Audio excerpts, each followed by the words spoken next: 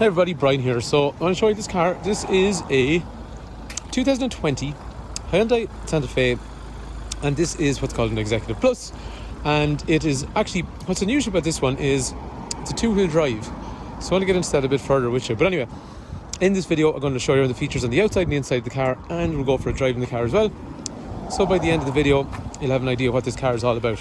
So here's the thing, there is an absolute obsession sometimes for people that do a bit of towing when it comes to things like four-wheel drive. Now, admittedly, if you're going off-road, which a lot of people I find buying Santa Fe's aren't, but if you are going off-road, I'd advise you to buy four-wheel drive. That's absolutely fine. If you're not going off-road, where you're not going to have the risk of the front wheels getting caught in mud or something like that, the two-wheel drive, in my opinion, is actually a better option. And the reason for that is because I'm trying to give you a big sales pitch. No, honestly, right, there's actually two things going on here. If you have, so many people that buy these cars from us actually don't use the four-wheel drive ever, period. They don't ever actually have any need for it. So most people buying these want a seven-seater car. I'll get into all that kind of stuff later. But if you look at, say, the likes of a car like this, if it's four-wheel drive and you're not going to use it, it's got a big prop shaft going down through the centre, and then they're dispersed into the back wheels along through there. All of that stuff has weight, and there's two things that you need to really think about on that. The two-wheel drive is more fuel efficient. So I'm looking at this going, there's people buying these cars obsessing about the four-wheel drive or looking for a four-wheel drive version. Now, the four-wheel drive usually has the higher spec. This one's unusual because it's two-wheel drive with the higher spec. The car is more fuel efficient. It weighs less. The four-wheel drive system probably weighs about 20 plus stone, which means it's like bringing around a passenger and a half or nearly two small passengers all the time. That adds weight, it increases your fuel usage. The second thing is they feel way torquier and faster when they're two-wheel drive. Obviously because of the weight, but because it's not dispersing power to the back wheels, they feel like a much quicker car in two-wheel drive. Don't take my word for it. Drive a two-wheel drive, drive a four-wheel drive. That feels like a much quicker car. So I think for anyone that's looking for a car like this, if they don't say to themselves that they ever need to go off-road, then a two-wheel drive I would highly recommend, because it'll be nicer to drive and it's going to be easier on fuel. And then after that, the main reason that people buy these is they want something that looks nice, something high off the ground and big and bulky. And you know, to be fair, there's lots of Tucsons around. These are a little bit rarer and it gives it a bit more prestige than the Tucson. And the main thing as well is they also want 7 seats or a really big boot. But here's the thing, right? Another thing, this car can still tow, and it can still tow a lot. So if you look at, say, something like a Tucson two-wheel drive, it tows about 1.4 tons. This car here can tow 2.5 tons. So the maximum that the trailer and the car can pull together, 5 tons. And then the maximum we'll say that the car can pull by itself is 2.5 tons. In other words, the difference between those two figures is the amount that you can tow, and that means your trailer, including its contents, can be 2.5 tons. So I suppose, like we're saying, to summarise, we got a car that's going to be easier on fuel, we got a car that's going to be nice to drive, you got a car that can still do the towing, and it's got 7 seats as well, and it's a bloody nice car. So let's have a look around some of the features I like on the outside of the car. When I saw this model of Tucson, when I saw this model of Santa Fe first, I was really impressed by these taillights, because there's so many intricate LEDs along the rear. I think they're really, really smart looking. Like a lot of the higher spec Hyundais, they'll always have a big brushed aluminium section along there. Nice bit of chrome that joins up along through here. And then after that, there's a similar piece of brushed aluminium down the side that complements what we saw in the back. Chrome surround around the windows. Previous owners obviously decided to go with wind deflectors. And then after that, brushed aluminium again for those roof rails on top. So if you want to put a box, roof bar, and then the box is going to sit on top in through there as well. Round to the front, there is quite intricate lighting on this car. So there's big daytime running lights in through here, which are also parking lights in this case because I've got them turned on. Dipped headlight, full headlight, indicator down through there, and then a front fog light. So they're one of those cars, actually, whenever they come up behind me at night, it's kind of confusing. I have no idea what the car is at the start, because there's so many different types of lights on the front. It's a real square, kind of American tough front end to a car, in my opinion. The wheels in the car then are a nice diamond cut finish. They are an 18-inch wheel with a 235 in terms of width tyre. And what I mean by diamond cut obviously is they have that nice shiny reflective finish, but a little bit darker in here, so it doesn't show up the brake dust as much. I really like Santa Fe's, like what we said earlier. I like the Tucson, but the Tucson is super popular, to be fair. And what I like about Santa Fe is they're less common. They look a little bit more expensive. They're a nice, big, imposing looking vehicle, I think. For anyone that does want to do a bit of towing, tow bars already on this particular example, but most Santa Fe's we sold We sold them with tow bars, so it's pretty commonplace anyway. Big boot if you don't want to use the rear seats, and then this tonneau cover can be put in through here and you can pull it back just like you would a normal car. Or what you can do is you can actually stow it away in here underneath if you don't. Actually, do you know what I'm going to do right now? It's dead handy that. Leave it out of the way and then you don't need it anymore.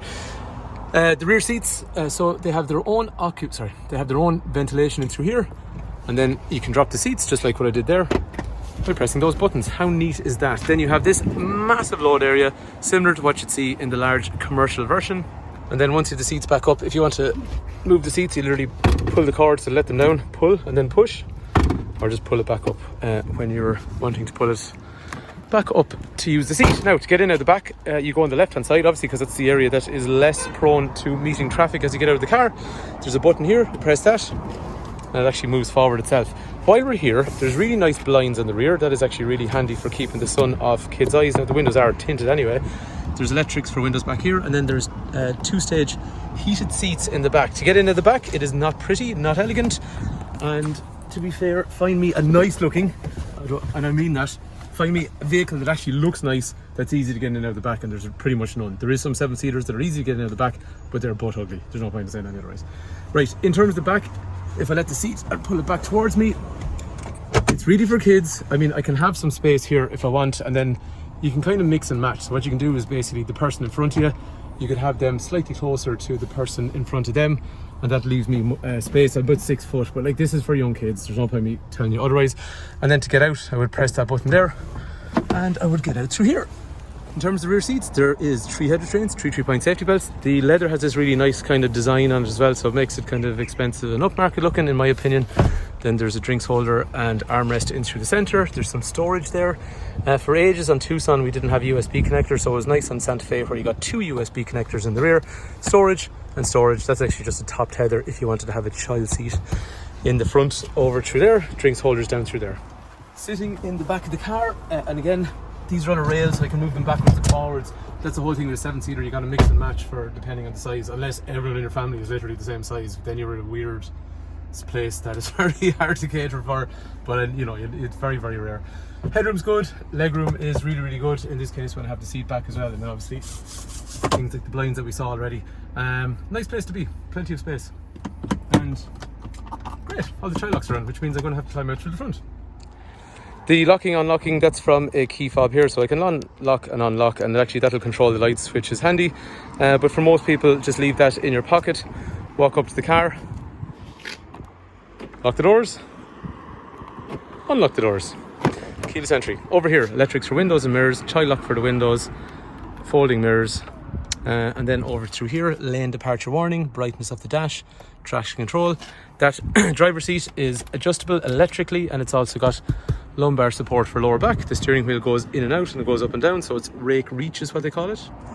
And the material on the seats, again, I really like the designs in here. I think it's just a little bit more expensive and upper class looking than the Tucson. Like, it sounds like I'm slating the Tucson. Like, the Tucson is the best selling SUV in Ireland, but this I think is just a little bit more special. But then again, you're paying more money, so you'd expect that. Starting the car is from a button over there when you do it properly.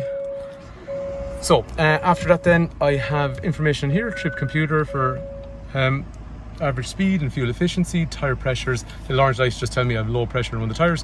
General settings are in through here, and just telemetry about speed and urea level, which is your AdBlue. Cruise control with a speed limiter over here.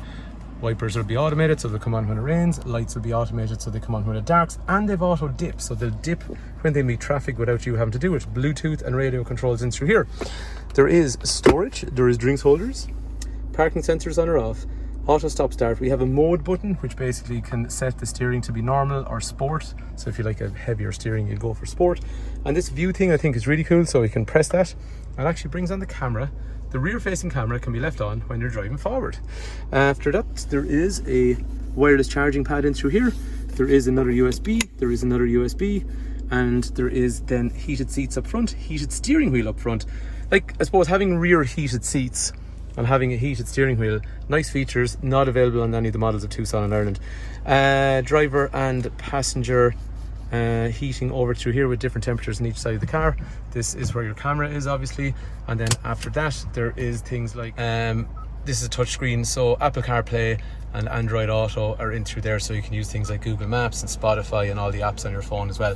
And to see the way the dash is quite low, and this is floating, and that's to bring it down just to give you better visibility. This is a compass, and this is electrochromatic, so it darkens itself when people drive up behind you at night time. Driving one of these cars, so if you're used to driving things like Tucson and Sportage and Qashqai and all that kind of stuff, this is going to feel like bigger, how would you say, it has a bigger presence about it.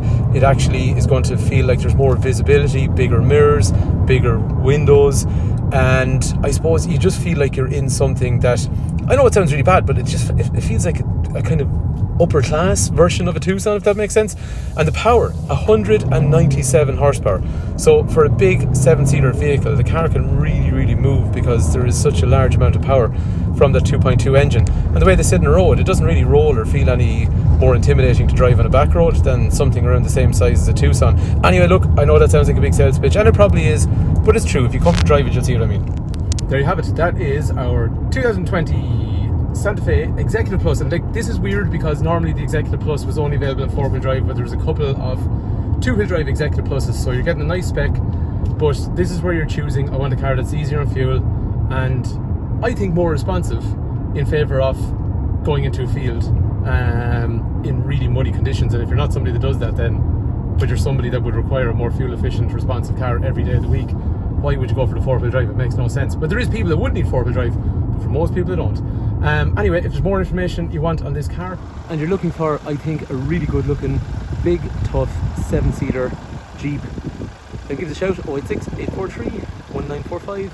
Call, text, WhatsApp. I'll be happy to go through information on the car, information on trading in or finance. This car will have a warranty till 2025, and we are a family run business in operation for almost 70 years. Hopefully the video is useful. Thanks for watching.